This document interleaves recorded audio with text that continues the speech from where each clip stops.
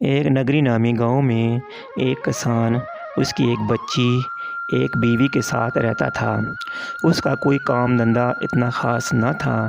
ایک دن وہ تھکا ہارا سارا دن کام ڈھونڈتا ہوا واپس گھر آیا۔ اسے کوئی کام نہ ملا اور بیوی کو بلانے لگا، بیگم تم کہاں؟ میں یہاں پر ہوں، تم کدھر گئے تھے؟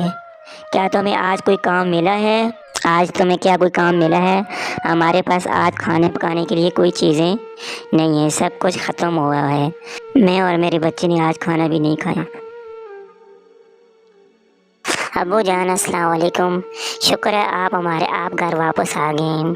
اللہ تعالیٰ آپ کو جو ہے کامیاب کرے، میری دعائیں آپ کے ساتھ ہیں۔ ابو جان، میں نے جو راستہ چنا ہے وہ میں نے بالکل صحیح چنا ہے۔ میں نے اسلام قبول کیا۔ اسلام ایک امن و بھائی چارے کا نام ہے۔ تم اپنے بچی کی طرح بے دین نہ ہو جانا، اپنے باؤ اجداد کا دین چھوڑ کر اسلام نہ قبول کر لینا۔ اسلام میں اتنا کیا رکھا ہے؟ اسلام قبول کرنے کے بعد انسان جب اسلام قبول کرتا ہے تو اللہ تعالیٰ سارے گناہ معاف کر دیتے ہیں۔ ندامت پر ایک آنسو گرنے سے پہلے ہی اللہ تعالیٰ جو ہے سارے گناہوں کو معاف کر کے اللہ تعالیٰ جنت میں جگہ دیتے ہیں۔ اور جب انسان نماز پڑھتا ہے اور سورۃ فاتحہ کی تلاوت کرتا رہتا ہے صبح و شام، تو اللہ تعالیٰ انسان کے لیے زمین و آسمان میں ہر طرف اللہ تعالیٰ رزق کے دروازے کھول دیتے ہیں۔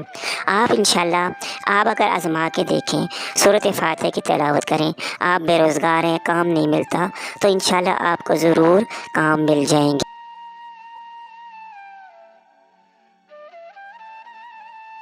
اگلے دن کسان جو ہے سورۃ فاتحہ کی تلاوت کر کے نکل جاتا ہے کھیتوں میں کام کرنے کے لیے۔ دیکھتے ہیں کیا ہوتا ہے۔